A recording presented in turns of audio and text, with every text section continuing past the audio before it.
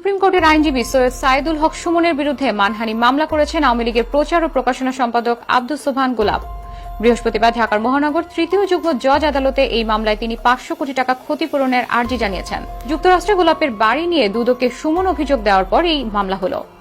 বৃহস্পতিবার গোলাপের বিরুদ্ধে দুর্নীতি দমন কমিশনে অভিযোগ দিয়েছিলেন সুমন। এরপর সাংবাদিকদের সঙ্গে কথা বলেছিলেন তিনি। অভিযোগে সুমন বলেছিলেন আব্দুস সোবহান গোলাপ যুক্তরাষ্ট্রের নিউ ইয়র্ক এবং অন্যান্য দেশে একাধিক বাড়ি কিনেছেন। আদালত তার সিদ্ধান্ত দিয়েছেন 15 লক্ষ টাকা ফাইন দিবেন। এবং আরো যে জিনিসটা আমি বলতে চাই, আমার আরেকটা ইচ্ছা ছিল এই মামলাতে, যে বাংলাদেশের যে থানাগুলাতে যারা যেসব পুলিশ কর্মকর্তা এই থানাগুলাকে মনে করেন জমিদার বাড়ির মতো বা জমিদারের মতো অন্যান্য মানুষের সাথে যারা আচরণ করেন, তাদের জন্য এই রায়টি একটি মাইল ফলক এবং অশনি সংকেত হয়ে থাকবে। রক্ষক যখন ভক্ষক হয় তখনই ব্যারিস্টার সুমনের মতো মানুষের আবির্ভাব হয়। পুলিশ প্রশাসন সহ যত দুর্নীতিবাজ রয়েছেন তাদের চোখের ঘুম হারাম করে দিয়েছেন। তাই তো দুর্নীতিবাজরা এবার একত্রিত হয়েছে ব্যারিস্টার সুমনকে যাতে জেল খাটানো যায়। তাই তো ব্যারিস্টার সুমনের বিপক্ষে 500 কোটি টাকার মামলা ঠুকে দিয়েছেন। তো ব্যারিস্টার সুমনকে এবার গ্রেফতারের আর্জি জানিয়েছেন আদালতে। ব্যারিস্টার সুমন কবে নাগাদ গ্রেফতার হতে যাচ্ছেন এবং তার বিরুদ্ধে যে সমস্ত মামলা রয়েছেন সেই মামলায় তিনি অন্য কোনো আইনজীবী নিযুক্ত করবেন নাকি নিজেই লড়বেন, এই বিষয়গুলো তিনি স্পষ্ট করলেন। চলুন ব্যারিস্টার সুমন তিনি কিভাবে দুর্নীতিবাজদের বিরুদ্ধে লড়তে গিয়ে এইবার মামলায় ফাঁসতে গেছেন, বিশেষ করে বেনজির আহমেদের মামলাটায় তিনি কিভাবে লড়েছিলেন এবং বেনজির তার মামলায় ফেঁসে যাওয়ার পরে কিভাবে এবার ব্যারিস্টার সুমনকেও ফাঁসানো হচ্ছে। চলুন আগে বেনজিরের বিরুদ্ধে ব্যারিস্টার সুমন যে মামলা করেছিল সেটার দৃশ্যটা একটু দেখে আসি। এরপর ব্যারিস্টার সুমন কবে নাগাদ গ্রেফতার হতে যাচ্ছেন এবং তার বিরুদ্ধে যে মামলা হয়েছে সেই মামলার নথিপত্র আপনাদেরকে দেখাবো। তাই সম্পূর্ণ ভিডিওটি দেখবেন লাইক দিয়ে। চলুন আমরা ব্যারিস্টার সুমন যেই বেনজিরের বিরুদ্ধে মামলা করেছিল সেটা একটু দেখে আসি। আমাদের যিনি সাবেক ডিজিপি বেনজির আহমেদ, উনি বেশ কিছুদিন আমাদের এখানে সফলতার সাথে এই চাকরিতে ছিলেন। তো ওনার যে সম্পদের ফিরিস দিয়ে কালের কণ্ঠের মাধ্যমে আমরা জানার পর আমার কাছে মনে হয়েছে যে এটা একটা বিরাট বড় অশনি। জানা মতে আমি গতকালকে দেখলাম সাবেক আইজিপি মহোদয় বেনজির আহমেদ উনি নিজে একটি লাইভ করেছেন। লাইভ করে উনি ওনার বক্তব্য কিছু স্বীকার করেছেন, কিছু অস্বীকার করেছেন। এখন প্রশ্ন হচ্ছে কি, যে একজন আইজিপির 34 বছরের জীবনে যে বেতন হয়, বেতনে প্রায় 1,74,00,000 টাকা হয়, 1.25 কোটির মতো। কিন্তু দেখা যাচ্ছে যে শত কোটি টাকার মালিকানা উনার আছে, যেগুলা কাগজের হিসাবে আসছে। দেখা যাচ্ছে উনার মেয়ে এবং উনার ওয়াইফ দুইজনেরই কোনো ইনকামের কোনো লাইনই ছিল না, বা এরা তো ইনকামও করে না। তারপরও 6টা কোম্পানি থেকে শুরু করে কোটি টাকার সম্পদ উনি বানাইছেন। এবং মজার বিষয় হচ্ছে কি, গোপালগঞ্জের মতো জায়গায় 600 বিঘা, 800 বিঘা আরো পাশে কত হয়, 800 1400 বিঘা। তা আর কিছুদিন সময় পাইলে তো গোপালগঞ্জই কিনে ফেলতেন মনে। তা আমাদের সবাইকে আল্লাহ বাঁচাইছে যে বেশি দিন সময় পান না, যে সম্পদ বানাইছেন আর কিছুদিন হইলে হয়তো উনার জমির উপর দিয়ে আমাদের বঙ্গবন্ধুর মাজারে যাওয়া লাগতো। তো এত সম্পদ, আপনার শত কোটি টাকার ব্যবসা প্রতিষ্ঠানের মালিক এর স্ত্রী ও 2 মেয়ে 2 লাখ শেয়ার কিনেছেন। তো রিসোর্টের জন্য এলজিডি আবার 7 কিলোমিটার রাস্তা ওনার করে দিছে। এখন প্রশ্ন হচ্ছে কি, বৈধ অবৈধ, এখন প্রশ্ন হচ্ছে কি, এত সম্পদের রিপোর্ট আসার পর আমি ভাবছিলাম যে আমার মনে আশা লাগবে না। আর এত বড় জিনিস যদি আমরা কেউ কথা না বলি, তাহলে এই বঙ্গবন্ধুর বাংলাদেশে কি এত বড় দুর্নীতির অভিযোগের বিরুদ্ধে কেউ কথা বলবে না? আর দুদক নিজে তো কাজ যদি না করে, তা আমাদের দায়িত্ব হচ্ছে কি নাগরিক হিসাবে দুদককে বলা যে ভাই আপনি একটু নড়ে চড়ে বসে। আমরা বলছি যে অভিযোগটা আসছে, এটা বাংলাদেশের মানুষের সামনে, জাতির সামনে পরিষ্কার হোক। মানে উনি সেন্ট মার্টিন, কক্সবাজার, কুয়াকাটা যে সব জায়গায় গেছেন, মোটামুটি কোন জায়গায় তো দেখেছি যে জায়গার বাকি নাই। তাই এটা আমার কাছে মনে হয়েছে যে এটা একটা ইনকোয়ারি করে প্রপারলি আমাদের কাছে আসা উচিত। এই জন্য আমি দুদককে অ্যাপ্লিকেশন দিয়ে গেলাম। এর পরবর্তীতে যে আপনারা জানেন যে যেসব ব্যবস্থা নিতে হয়, অ্যাপ্লিকেশন যদি দুদক মনে করে আমলে নিবে না, তখন আমার যেসব জায়গায় যাওয়ার বিষয় আছে আমি ওই সব জায়গায় নক করব।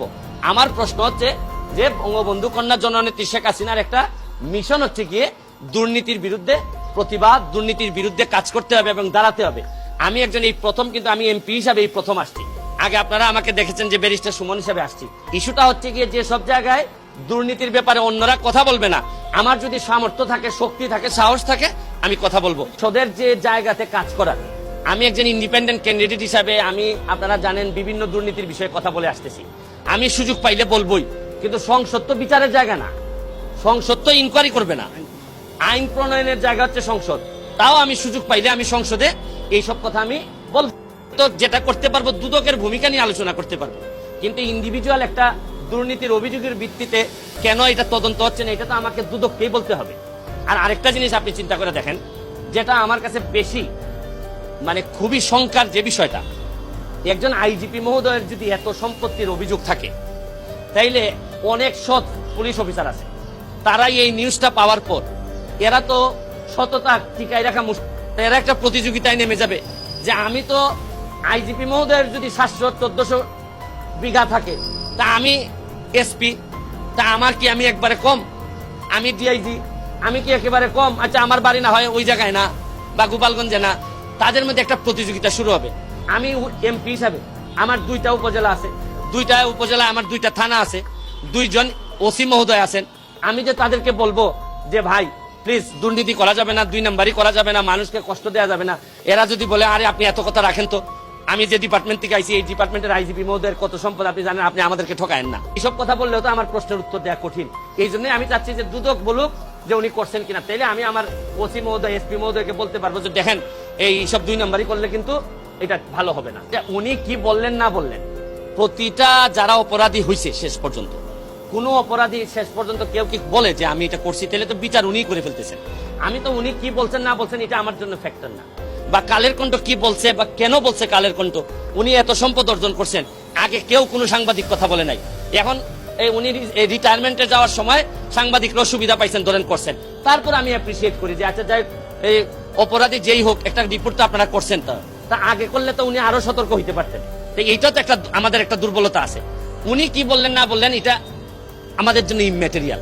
আমাদের জন্য হচ্ছে গিয়ে যে প্রতিষ্ঠিত সংস্থা আছে তারা, আমি একটা অভিযোগ আমার বিরুদ্ধে আপনি তুলেন, আমি হয়তো বলবো না, আপনার বিরুদ্ধে তুললে আপনি না করবেন, কারণ আপনার বিবেচনায় আপনি হয়তো চিন্তা করছেন যে আরে আমি এত বড় অফিসার, আমার কিছু সম্পদ নেই, এটা তো বৈধই, এত কথা কিসের, আমি কত বড় চাকরি করছি।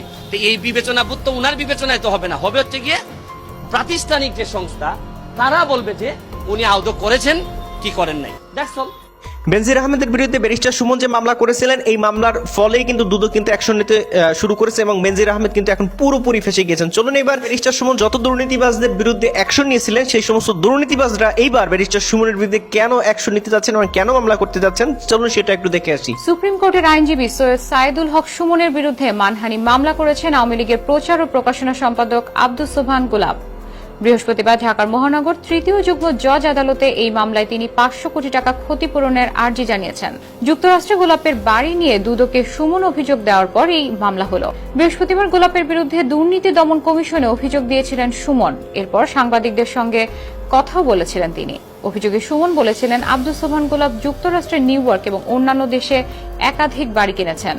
তিনি 2018 সালে নির্বাচনী হলফনামায় এ তথ্য গোপন করেছেন। তিনি ক্ষমতার অপব্যবহার ও দুর্নীতির মাধ্যমে দেশে বিদেশে বিপুল পরিমাণ অবৈধ সম্পদ অর্জন করেছেন।